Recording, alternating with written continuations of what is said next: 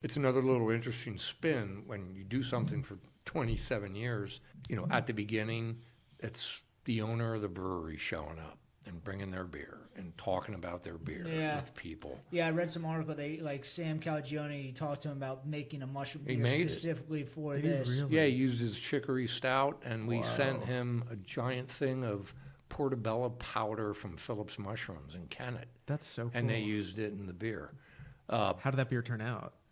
It was you could tell. It had some earth, like a little earthiness to it. Stout. Well, I think because it was a portobello too, like a darker mushroom. I don't recall if it was even because it was powder, if it was a little grainy or from that, but no, it worked. Yeah. I mean, at the Mushroom Festival, there's a vendor's mushroom ice cream. That's actually good. I like it.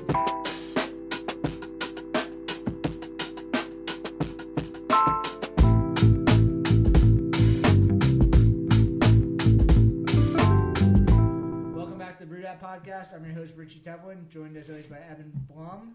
And tonight we have on Jeff Norman. I'm sorry. I literally just asked you. Sorry. Founder of Kennett Brewfest. So we can get into, how you kind of founded Kennett Brewfest, also founder of Kennett Winterfest. Correct. And then also we will talk about the Ales for ALS and kind of everything that's happening in kind of Kennett Square beer world. Sounds great. Awesome. Yeah. So thank you for coming on. And Kennett Square Brewfest is, 28 years old at this point? This October, I think it's going to be the 4th. Either the 4th or the 11th. I'm pretty sure it's going to be October 4th, and it'll be the 5th. 5th is a Saturday? Yes, October. I mean, that's what your poster says. Oh, that's last year's. Oh, gotcha. All right. Yeah. I'm still not in 2025 yet. That's last year's poster. So Okay. I believe it's October 4th. 28th year. Okay. And then Winterfest is always the last Saturday in February, so that's coming up February 22nd. Cool. And that's the 13th year for that festival. Cool, and I will be pouring my beer at Winterfest. It'll be my first beer festival, so I'm looking forward to it. That's what we love, brand new people. Yeah. Cool, so Brewfest, Kennett Brewfest, one of the biggest brewfests in the area. Probably the biggest brewfest, or one of the earliest brewfests on the East Coast. Can you give kind of a history about how that started and what was the kind of reasoning for that? Sure. So in the 90s, I was on Kennett Square Borough Council. So I was involved in local government.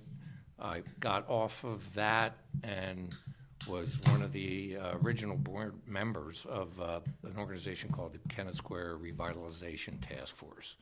And like a lot of local small towns and boroughs, we were like in the midst of places like Walmart invading, and then by the same token, we're trying to revitalize our downtown, and media's trying to do it, and Phoenixville's trying to do it, and everyone's trying to do it.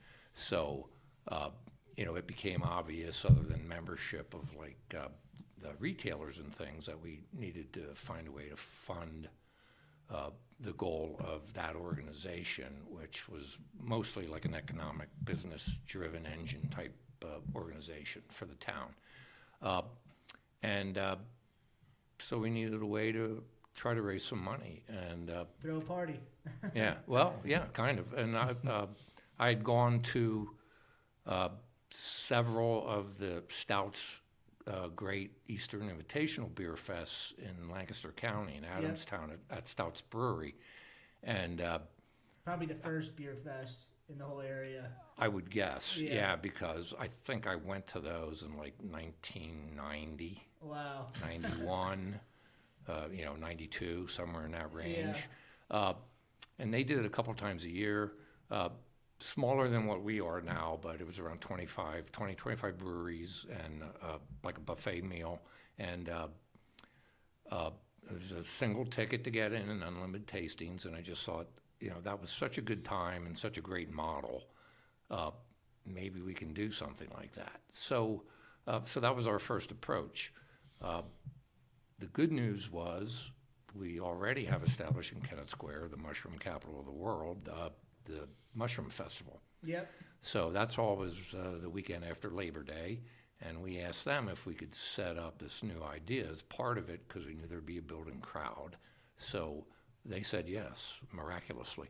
And they gave us an area right off of the main drag in Kennett. And so we had like 12 breweries the first year. It was a lot of the very current startups, Victory, Iron Hill, Sly Fox, Yards. All small places. Yeah. Dock Street, Yeah, Dock Street as well. Yeah, that's correct.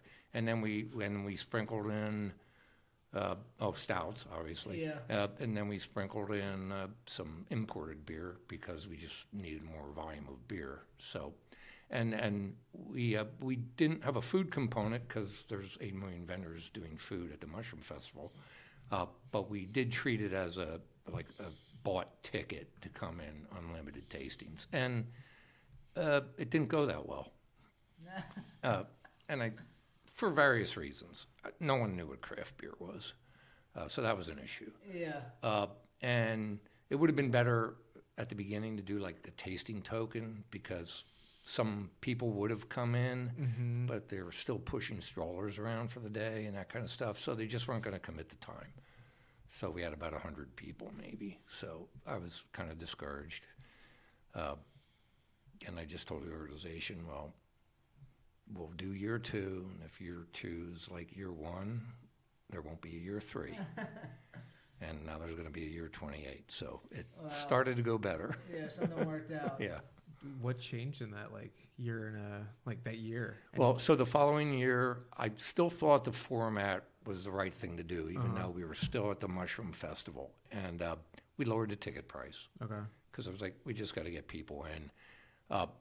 We moved the location, still part of the festival, but at a slightly better location actually that they gave us, and it had, instead of being just on the street, it had a parking lot component with it downtown in Kennett, so we could kind of make this loop, and we had about 400 people. Yeah.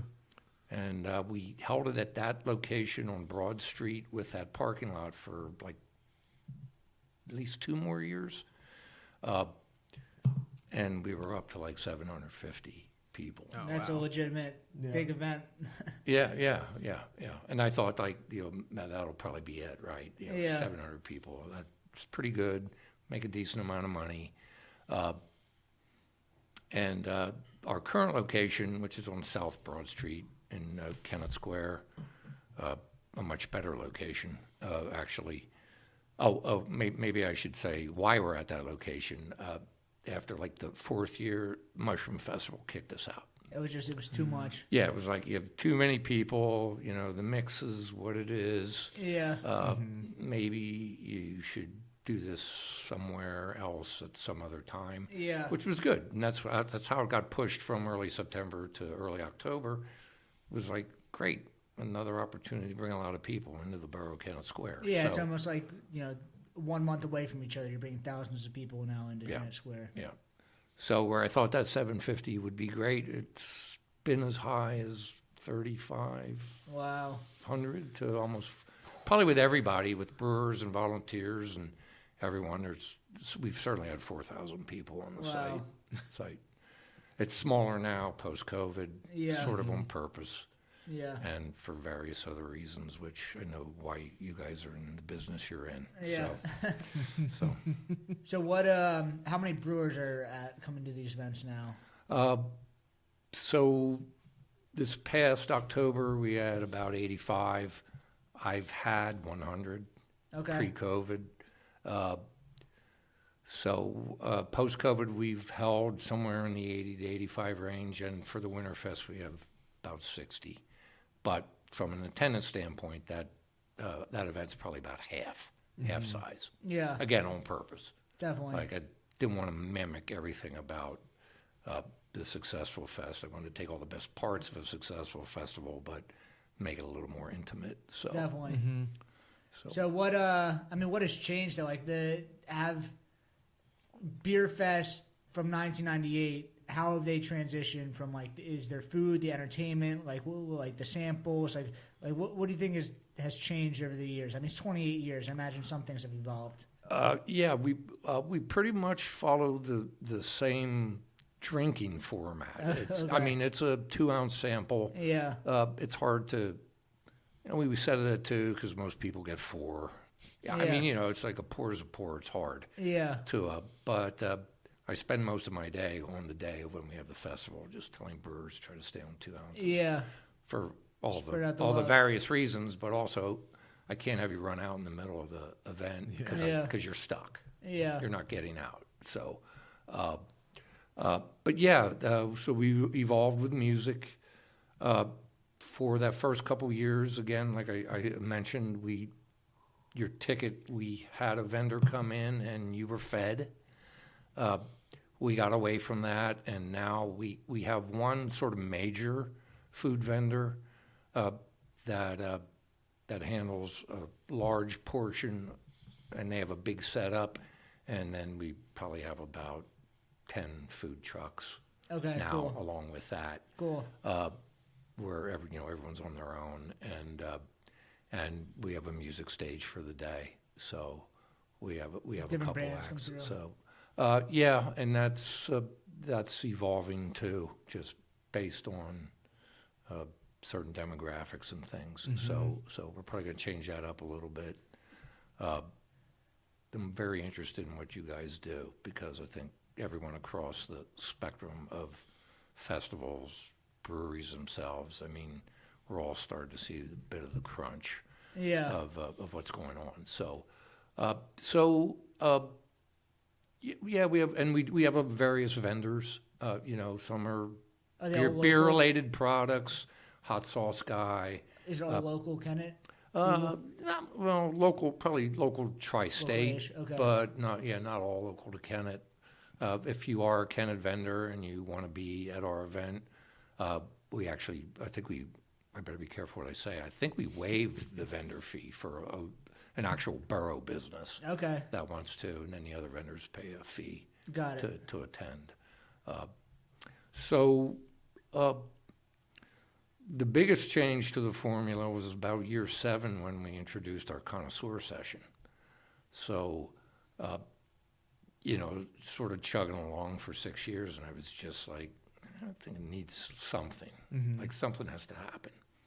And so I decided we're going to do this pre-session to the regular Yeah, the session. VIP Yeah, session. I hate that word. All right. Well, and you brewers use it all the time, so I'll get that out there to the public. It started out as being themed. So, like the first year, I had, I believe, maybe 20 breweries in this connoisseur session and like 250 tickets, and it was an hour and a half before the regular session, and it was all Belgian beer. Wow. Okay. So everyone local brewing a Belgian beer had the opportunity to be in.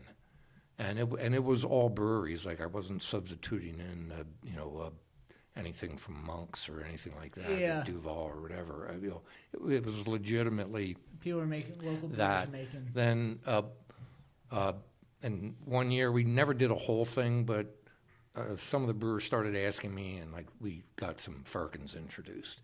So maybe of those 20 breweries, we had like 5 brought the style that we were talking about being, but they brought a firkin of it instead of just a keg of it. And Nice. we ran the gamut of, high ABV beers, barrel-aged beers. It just got, well, number one, it grew. So right now, like of my 85 breweries, 40 of them are in the connoisseur session. That's cool. They all want to be in it. Yeah. Yeah. And now you win an award. So the people vote for the best of connoisseur, and the trophy is actually a tap handle Nice. that we produce. Oh, that's so I cool. have like local artisan makes. So it's kind of like a useful trophy. Yeah.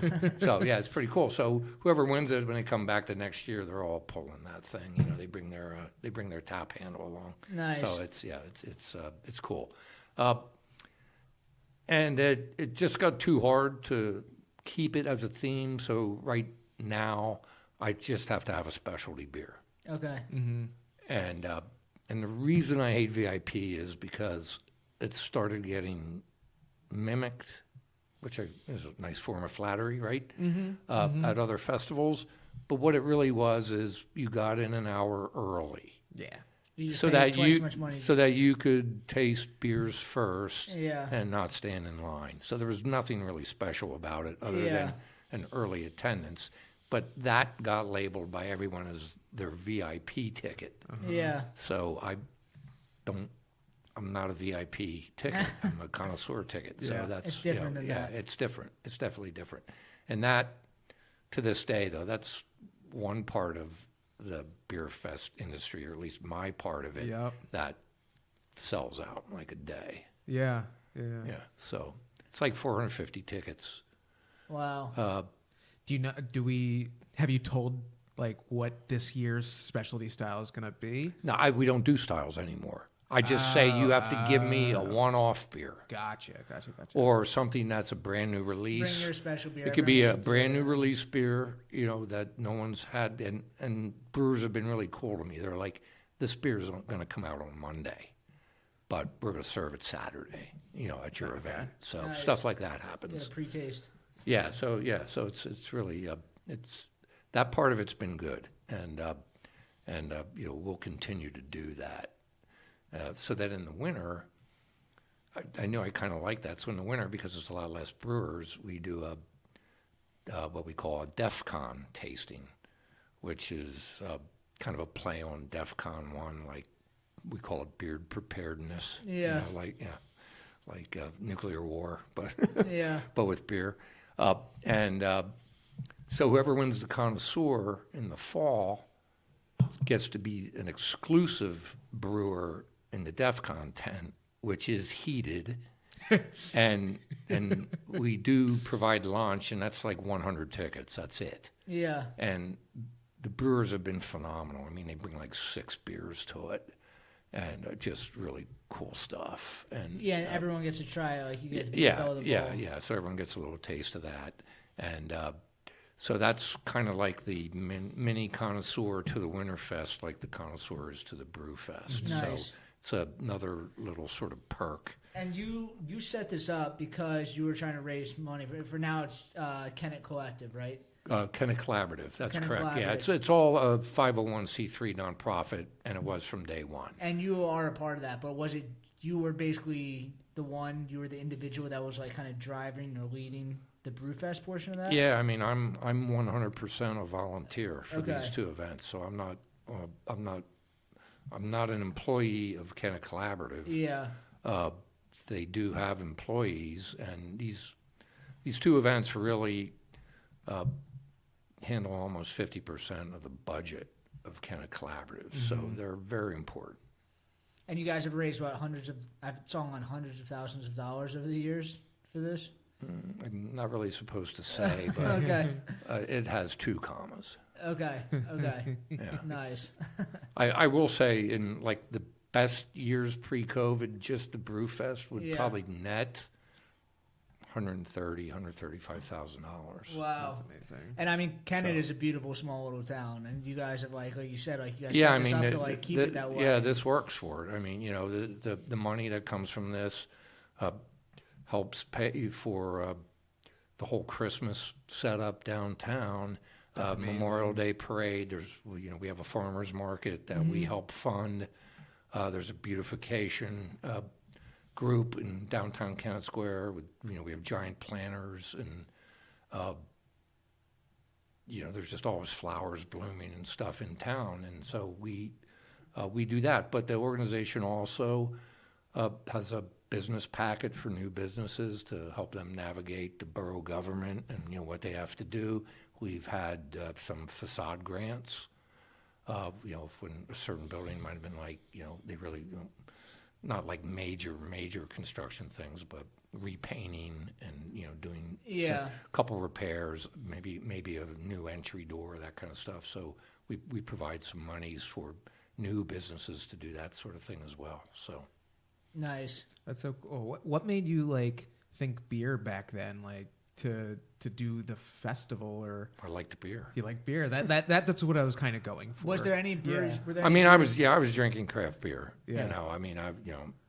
My wife and I were in San Francisco in like 1992, and I just thought Sierra Nevada Pale Ale was the best thing in the world Yeah. at that point, and it kind of was, Yeah. or in the United States Still anyway. So, and Anchor, and Yeah. those types of things where West Coast people were legitimately brewing craft beer in the 80s. Yeah. And that, I mean, were there any craft breweries in Kennett? I mean, I know Chester County, like Victory was there when you guys first started, but they were only a couple years old at that point. Sly Fox was only a couple years old. Like, Yeah, we didn't have anyone in town until Victory opened. just the brew pub right there. Yeah, the brew pub, and then Kennett Brewing Company opened like a month and a half later. Oh, really? Yeah. They've been around that long. Yeah, but they just closed actually Did not know a that. few months ago. Yeah, wow. and then Braylock. Yeah, Braylock's You'll great stuff. Followed them, so. Thanks for bringing that in. Yeah, I think I'll pour myself a little bit. Am I allowed to do that? Yes. Absolutely. So you have the Braylock in. So this is the Ales for ALS beer. Correct. Can you talk? I mean, you are involved with that, but can you talk about like what Ales for ALS is, and like, you know, from my perspective, it's like, you know, you'll get into what it is, but like it's one of the few beers. I forget what the term for this is. Like breweries come around like brew special beers for like these different organizations, and it's like one of the few ones in the country that like, you know, is around every year. And from my perspective, I think this is one of the larger ones, but I think it's because you kind of put it on the map around here. Yeah, the participation came Yeah. up greatly when I got involved for 2023. And it's hard for that organization. The really interesting news is they just had some social media posts.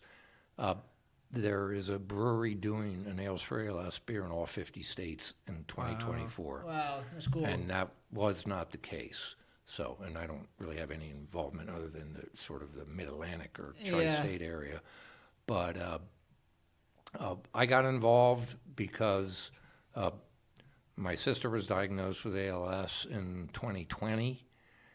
And so you start doing all the research, you know, of the disease and everything else. And I'll try to be succinct, but the average ALS patient probably has $2 million in medical expense, depending on how long you live, Yeah. because everyone dies. Yeah. So there's no cure for ALS.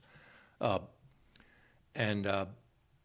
usually individual families bear like between 10 and 15% of that cost.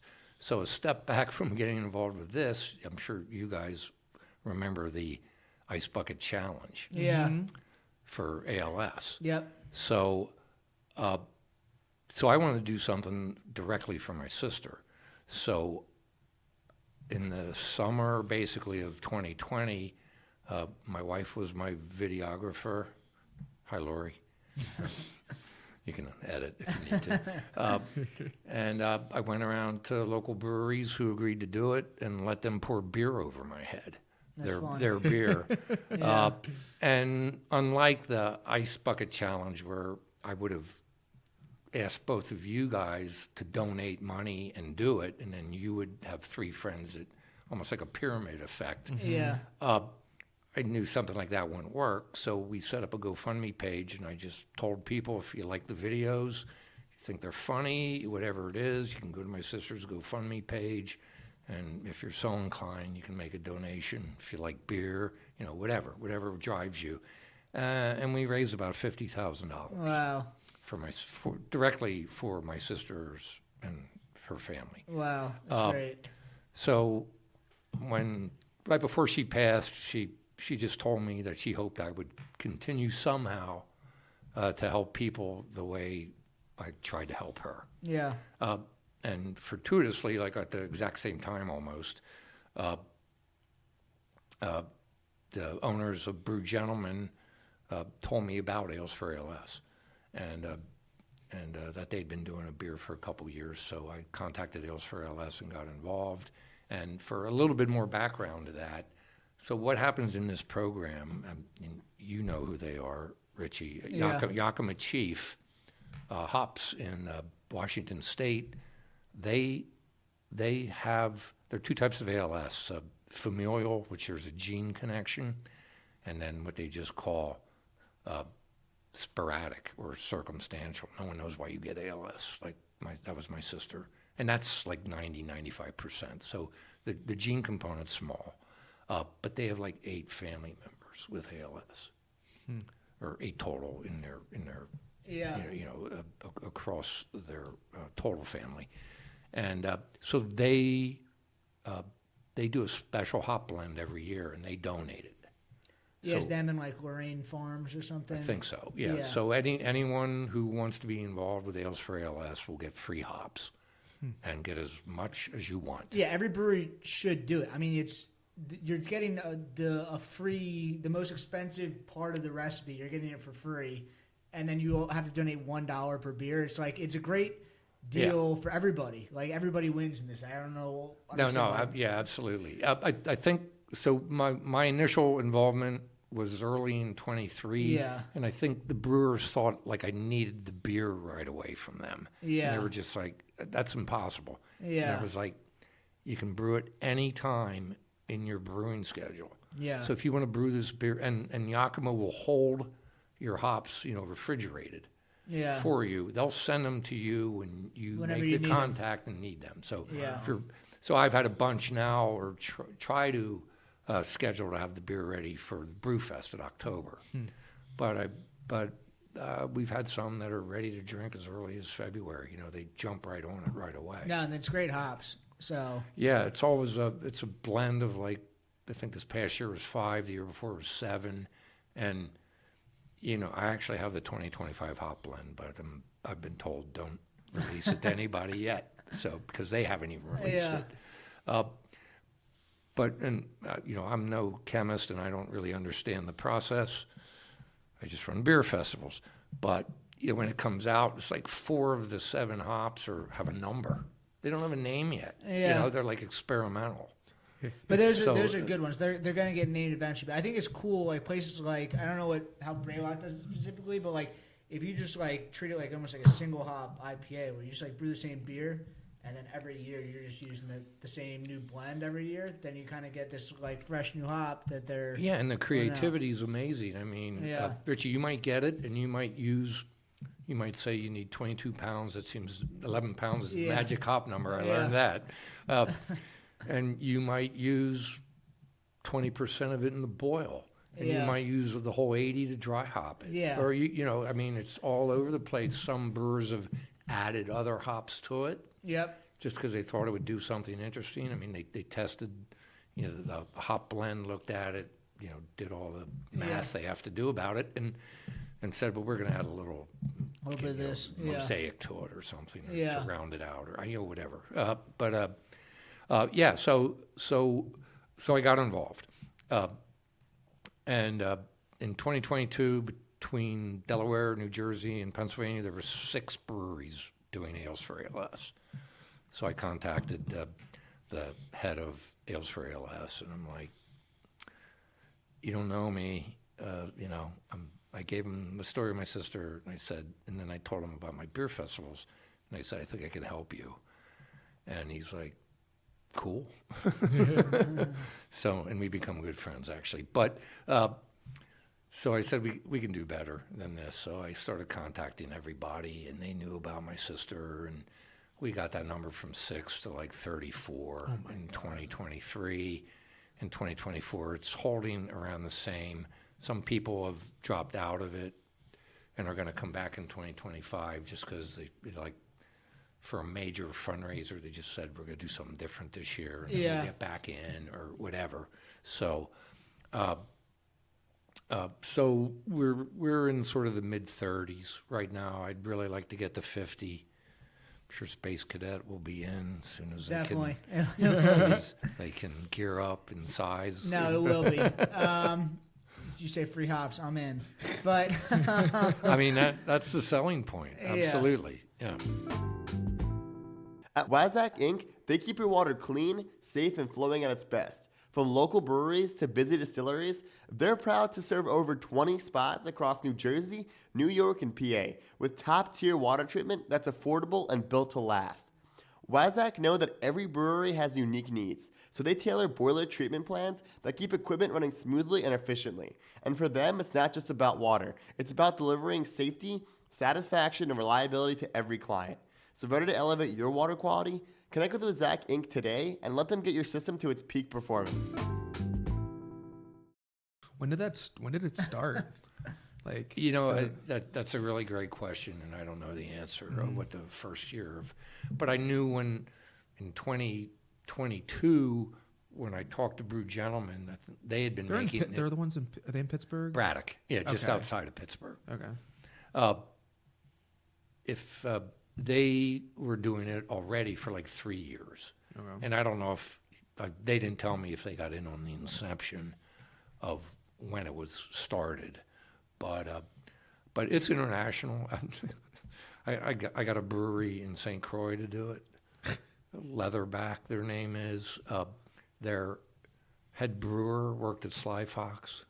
Nice. So Sly Fox had done it, and my contact at Sly Fox, I vacation on St. John Yeah. every June, Yeah. and I drink Leatherback when I go down there, and I was like, who can I contact? And they were in. They're like, yeah, we'll do it. It's like really cool. So I wish I could have made a special trip to No. taste it when it came out. But What I was trying to say is like part of craft beer industry is like giving back, and like what you're doing with the Brewfest and Winterfest, where you're raising money to like help out the community, and like the Ales for ALS beer or the Pink Boots blend, or the Maui beer or the Black is Beautiful, like all these beers or all these like different things.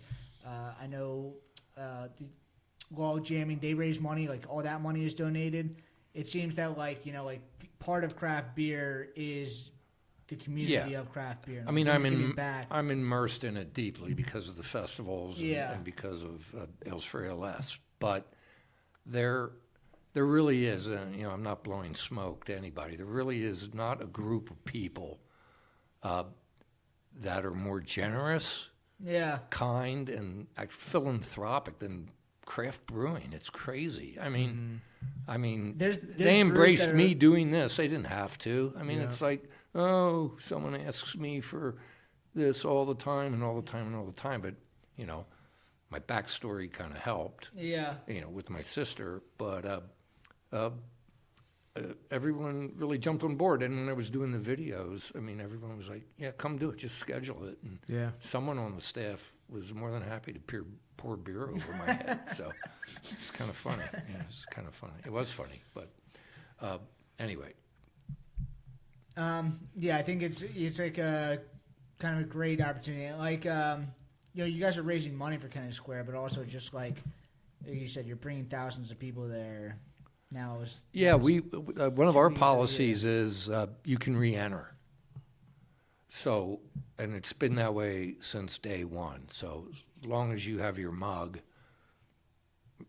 I probably shouldn't put that out to the public. You can come back in. so you can go. We change the anytime. design every year, so we'll Yeah. catch you if you bring an old mug. But yeah, because if you'd rather have lunch uptown during it, it's a long day of drinking. Yeah. Yeah. Especially if you do the connoisseur. I have people come to the connoisseur, and then because they're already inside, they can hit like some specialty people who are in the regular session who just didn't want to be in the connoisseur or contacted me too late and I had no space for them. They do their thing like that, and then they leave and go eat uptown, one of the restaurants. And if they, after that, if they're so inclined, they can come back and get inside, and come back in. Mm-hmm. So I think might be unique in that regard. Maybe not for beer festivals, but I don't know of too many reentry things once you No, I think- walk No, out I the don't. door. So. Like all of southeastern Pennsylvania, like Chester County, Delaware County, it's like it has amazing craft breweries there. But I think like just the towns themselves and like the environment, it's like a very special like drinking, walking around type of culture. I think like what you guys are doing, like being leave and enter, it's like kind of showing you like this is just what life is here. I don't know. It's Yeah, I mean it's Nice. it's not open container on the streets. not but even on the street, but it's like all the towns are nice little drinking towns. It's like Like Phoenixville is. I mean, like, we has don't 20 want breweries you to there. pull in, at noon and get your ride share at 4:30 and leave. Yeah. You want to You spend know? the time. To Yeah, spend the yeah. day. So a lot of people walk back uptown, and now that where our location is, Braylock's right around the corner, and then the Creamery's right down the street from them, and that's a cool repurposed. I building. just Yeah, it's told awesome. about this. Stones, Liz from Stones just told us about the creamery. Oh yeah, it's cool.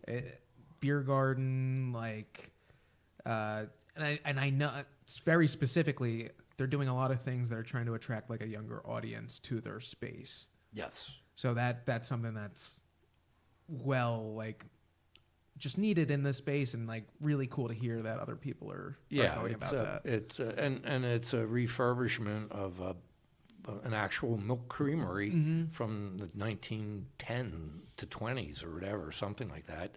That was dilapidated.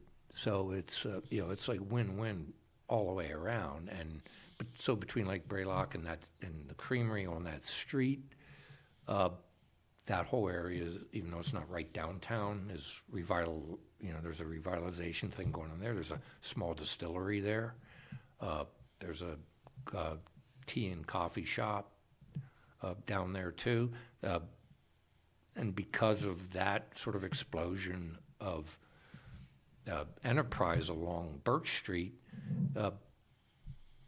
a grant was obtained to do some new sidewalks and street lining because the properties weren't really connected very well. So now there's sidewalks going in all the way down the street, and it's a unique street. There's maybe like 3 residential houses on it, and the rest of it is. So it's actually an area that's kind of zoned industrial, but there's a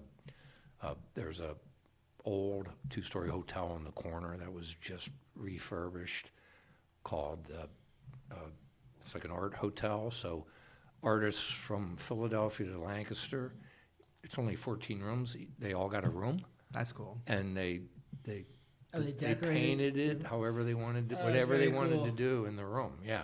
And so we went to the open house, and it was phenomenal. I mean, just crazy, so cool. So, and it's it's some sort of like an Airbnb thing, even though it's a motel.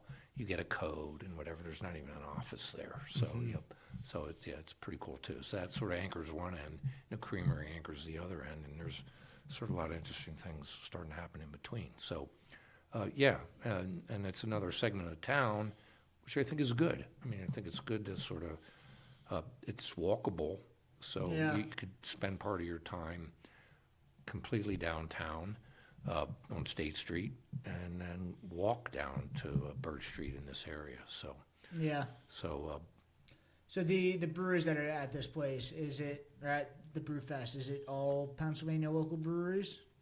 no, it's anybody who can distribute in Pennsylvania. Okay. Okay. So if you're like a really small guy in Delaware, but Yeah. don't have a distribution But agreement, generally pretty local. yeah. I mean, I used to have all the big players, and then, like, weirdly enough, I probably haven't had Dogfish Head in 5 years. Probably same amount of time for Sierra Nevada. It's another little interesting spin when you do something for 27 years. At the beginning, it's the owner of the brewery showing up and bringing their beer and talking about their beer Yeah. with people. Yeah, I read some article. They Sam Calagione talked to him about making a mushroom He beer made it. specifically for Did he this. really? Yeah, he used his chicory stout, and we Wow. sent him a giant thing of portobello powder from Phillips Mushrooms in Kennett, That's so cool. and they used it in the beer. How did that beer turn out? It was you could tell. It had a little, no, it had some mushroom earth, like flavors? a little earthiness Little to earthy it. stout. Well, I think because it was a portobello too, like a darker Yeah. mushroom. I don't recall if it was even because it was powder, if it was a little grainy or from that, but no, it worked. Yeah. I mean, at the Mushroom Festival, there's a vendor's mushroom ice cream. It's actually so good. Mushroom Oh, I capital of like the it. world. Yeah, I like it. So where was I going with that? Oh, so everyone brought their own beer, and then all of a sudden, people like Victory and Yards started to grow, and they became wholesale driven. Yeah. And I couldn't call Victory and say, come to the event. they're like, go to our wholesaler. And I'm like, well, you tell them what you want to bring. So then I was buying beer through the wholesaler. And that was sort of the middle of the growth of the festival. Yeah. That was how I got most of my beer. So at that point, I was probably getting 75% of my beer through distributorships Yeah. and 25 from still small breweries. Now it's like completely reversed again. I maybe get 20% of my beer through the 5 county wholesalers. Yeah. And 75 or 80% of the beers is coming straight from all the small breweries Yeah. that are in the area. So And you're probably, 28 years is so long. Like, you've seen breweries come and go. You've seen, Seen Yeah. everything. different, like, people come in, leave, come back. Like, the growth of all these things. Like, you've seen these breweries grow up. yeah, I mean, probably very interesting. before we started this, talking about some things like Yeah. breweries, but not their original locations and Yeah. stuff like that, because you guys are babies. Yeah. Yeah, 28 years is a very long time. You guys had to be, besides Stoudts, probably the first beer fest in the area. If one of that was a major like outdoor festival, I think Yeah. that's probably true. I mean, there was a lot of stuff in Philly, Brewery was like probably only 15 years you old. guys can probably I don't know if you remember like Split Thy Skull. Nope. No. See, but that was like at a bar in Philly, but Okay. that was like in the 90s. Okay. And it was like a Imperial Stout festival, and maybe 100 tickets were sold because it was like in a bar. But Yeah. but it was an annual event, so stuff like that was running concurrently with us. But yeah, I don't know anyone who's been going as long. So, and I enjoy it. So Something that Mary from your team, I believe, told me is your nickname is the Brewfest King. yeah. Okay, I just wanted to make sure that that is the moniker and you're aware of that. Yeah. You probably don't know the reasons why. But, Can we hear it? Can we hear it? Yeah. well, I think everyone just thinks it's because you created this big thing and whatever. And, Yeah. And I think when they finally said you're the Brewfest King, I thought to myself, that probably kind of fits because I have a committee, like a core committee of people that we plan all these events, but I'm sort of like benevolent dictator. Like we get new people all the time on the committee. And, Yeah. and they throw out ideas and they're great and everything. And I just say, here's why that doesn't work. So, But you've been there so, to see it so all. I usually make the final call on most things. Yeah. So I guess it's better than being called a czar. 'Cause that might have a bad connotation, but I think from the committee standpoint, that's kind of how it came about. It's like, Well, clearly your ideas are working. 28 years is insane. yeah, and I You have guys no raised- background in event planning, but I just had a sense of what I knew. I think was the right thing to do and what would work, and for a while it kind of just sort of went along. It was like got easy and easy, and part of the reason I'm here today probably is because now it is getting harder. It's harder. It's You need become fresh ideas, Yeah. new things, new ways of looking at it, new products. Yeah. We're probably going to, maybe not for Winterfest, but definitely in the fall, have a non-alcoholic setup. Really? Yeah, we'll get some NA beers. We obviously we have cider and we have mead. Yeah. I've been reluctant on the RTDs only because It's almost like the the alcohol Jimmy levels fluctuate. So Yeah. I don't mind the idea as long as I control that. I want to be in that 5 to 7% range, so I'm in the beer range. Yeah. For those products, because I've seen some that are literally the cocktail. Oh, Yeah. I'm in 22%. Buzzball's like 15% or something. It's like, Excuse me. Yeah, it's so. Have you seen like the age over the 28 years, the median age of like the festival, has that just kind of increased rather than You know what I'm Yeah, saying? I think so. It's such a good question because I think when it was motoring along, I sort of had that mindset of like, this thing's great. Someone turns 21 every year. It's like we got just a built-in flow of people. Yeah. And it's not really true anymore. And on the back end, probably people my age who loved the festival and came for a lot of years probably don't come anymore. Mm-hmm. And I probably can't capture them back. Mm-hmm. You know, maybe for like a special anniversary year, like if we make it to 30, people like that might come back. Mm-hmm. But they probably aren't going to. So still the continued growth is from the younger segment forward. I mean, we're solidly ensconced in 30 to 40-year-old people, for sure. You know, I would say that's sort of like our money spot, 30 to 50.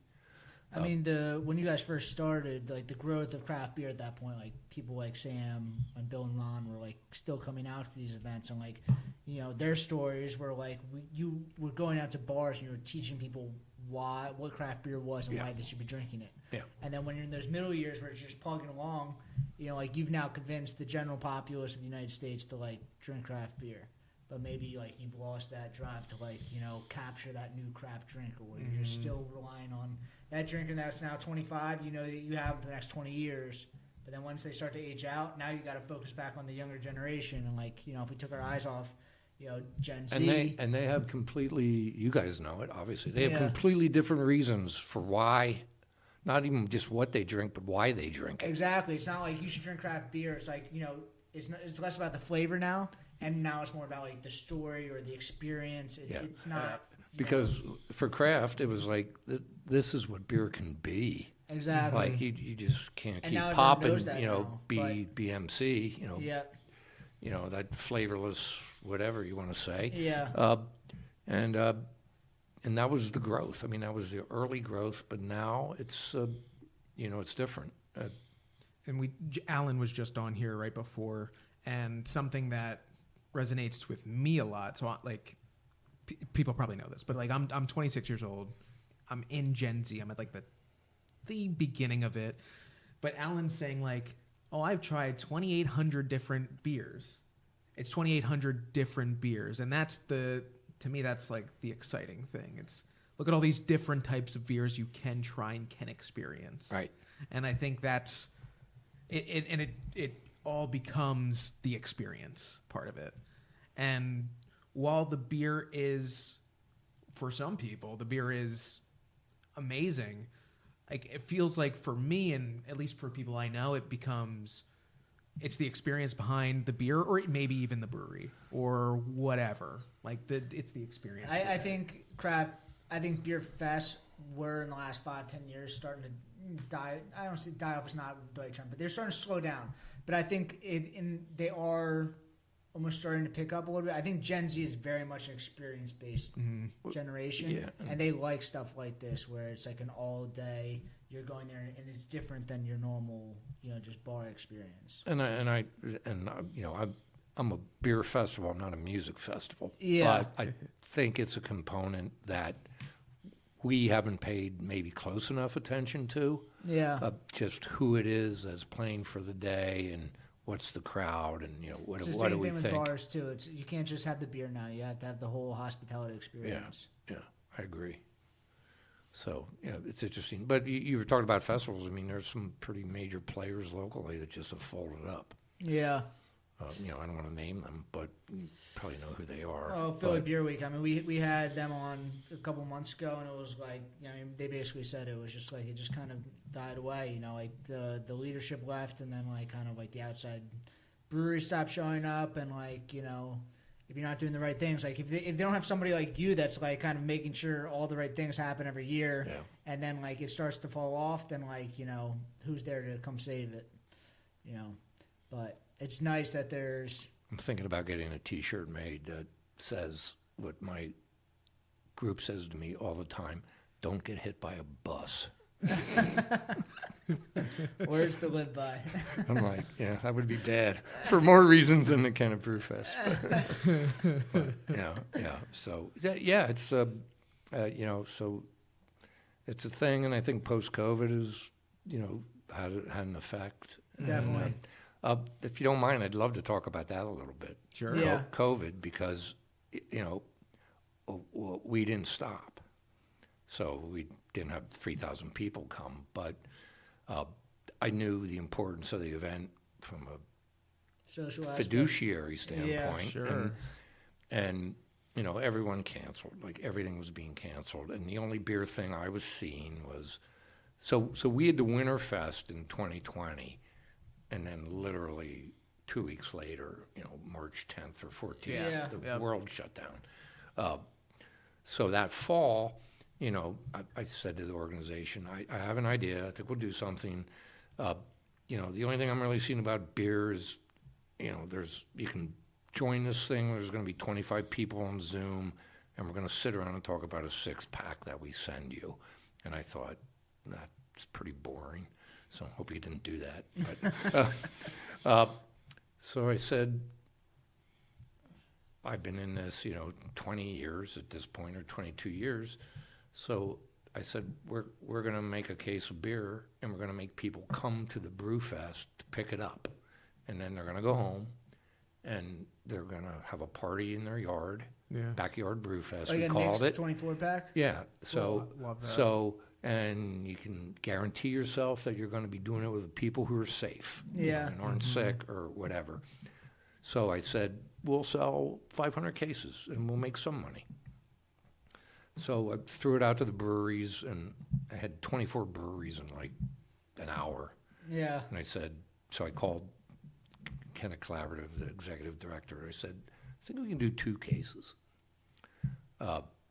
So we called one the Brewfest case and one the Kennett case, and I got 24 more breweries for 500 more cases. So we ended up selling 1,000 cases Wow. of beer.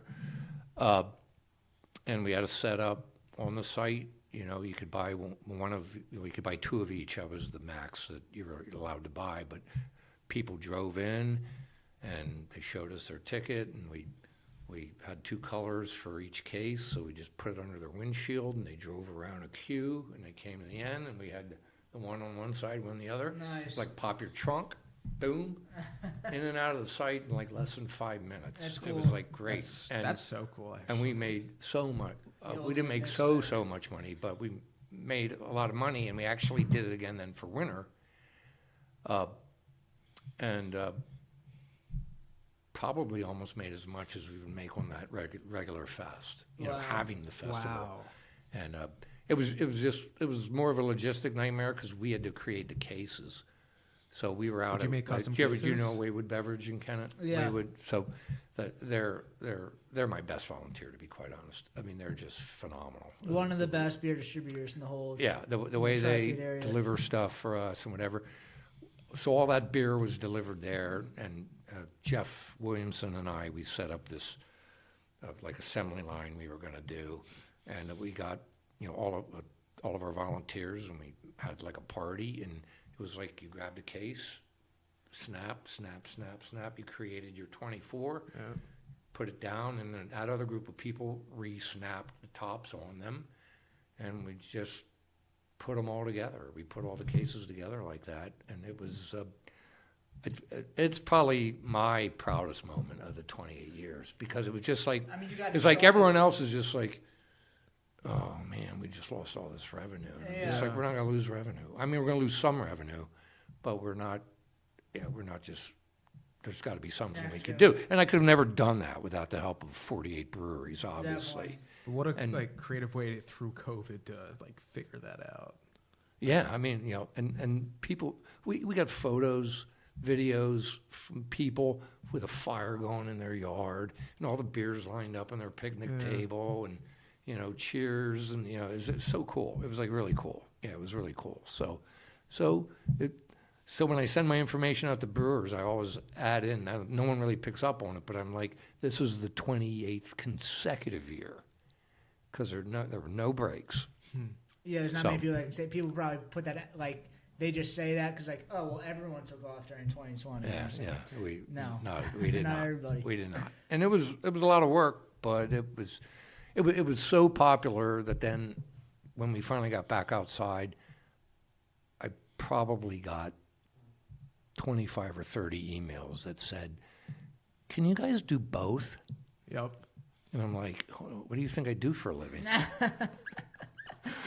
It's like, no, we can't do both. You can't come for 4 hours and then pick up 2 cases of beer, Yeah. of different beers to take home. So, Yeah. so it was just kind of funny. I just sort of laughed. It was like, I can't believe people were, well, it just was a testament of how much they liked it. But Yeah. it's Uh-huh. like, this is temporary. Yeah. We're back to the regular thing. So, That's cool though. I mean, it just goes to show, like, you know, somebody like you, just like it goes by, like, you know, it feels like it's so consistent, but like I'm sure there's, you know, not issues like that, but every year there's different things that pop up, and it's just like very smoothly. It seems like you guys have like. well, in all honesty, I mean, again, and then not so much on that committee, but I probably got a group of 10 people who have probably been an on-site volunteer for between 15 and 20 of the years. So there's experts at that point. They can kind of like figure it out. Yeah, they help know you exactly what has to happen. So, and they're invaluable. You Yeah. know, but they love it. They love doing it too. You know, so it's like it doesn't work. You know, if the community doesn't get involved. And I'd give a shout out to Borough of Kennett Square, the government, Yeah. and our police department. I mean, they could have looked at this at day one and said, no. This is a lot. This is probably not going to happen. And they've been fantastic. They've been fantastic. And the only time I'm going to do it, knock on wood, you know, everything is going well. Everything is going well. So Nice. So I guess if this is Winterfest is happening October 22nd, February. February 22nd. I'm sorry, and then Brewfest this year is happening October 4th. Correct. Cool. Correct. And tickets are still available online for both. Or can you? Well, can't not order yet. tickets for Yeah, well, Brewfest. probably Brewfest will go on sale like in July.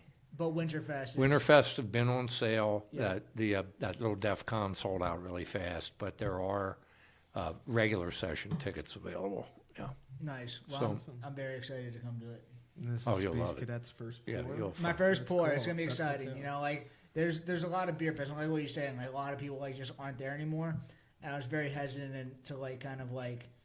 Like I don't have a lot of free time. Like I'm building this business by myself, and like Yeah. you know I'm still making money other ways, and like I can't just take like a whole Saturday off to pour beer if it doesn't make sense for me. But like something like this, it absolutely makes sense for me. Yeah. So I'm like I waited like all right, this is something that I definitely want to get involved with. So And as we get a little bit closer, we start to do social media features on like individual breweries. nice, So you'll be one of those. cool. We Looking try forward to to hit that. everybody, but and then the other thing is the sooner for me, the better. If you know what beer you're going to bring. I do know. Uh, I got what- it. We'll Four-pack of talk it after about it. this, Okay, so. we'll talk about it You later. can tell But me if you but like yeah, that. you know, because all that helps sell the event too. Definitely. Yeah, people really do want to know what the, you know, it's like, oh, they brought their flagship. It's like, well, it's a really good beer. Yeah, yeah. Wait, why do you think it's their flagship? I think the, Everyone likes the better thing now, though, is that there's just, and again, this sort of morphs across the life of the event. There's so much more appreciation for like 4 to 5% delicious beer, Mm-hmm. it. Yeah, and it makes me happy. yeah. I mean, I'm very happy about that. But Yeah, especially an event like yours where you want to try volumes. Like you want there, you Uh-huh. get the 2-ounce pours. You want to try like as many things as possible. Yeah. It's kind of like the point of the Brewfest. So. yeah, of course. So Yeah. yeah. Cool. So we can find you at Kennett Brewfest .com. .com at Kennett Brewfest on Instagram. I believe it's underscored though. It's like at Kennett_Brewfest Okay. on Instagram. We have Yep. a Facebook page. Cool. Winterfest does not have a separate Facebook page. We actually thought it might be confusing to people, Yeah, so but so when you everything go on falls there, it's under pretty that. obvious. But yeah, but there is Kennett Winterfest.com as Yeah. a website, and KennettBrewfest.com as a separate website. Cool. Okay. And you can go to Kennett. Was it Collective, right? Collaborative. Kennett Collaborative. Also, they have all Yeah, the all the there as well. information's there. So if you go to Kennett Collaborative, I believe though that might be Well, just type that in. It could be a Okay. .org. I'm not sure if it's .org or .com. Okay, and then alesforals.com also. Check that out if you're a brewery. You're not Yeah, doing it, yeah, just check jump that on out. there. Exactly. If you're a brewery and you listen to this, you should be doing it.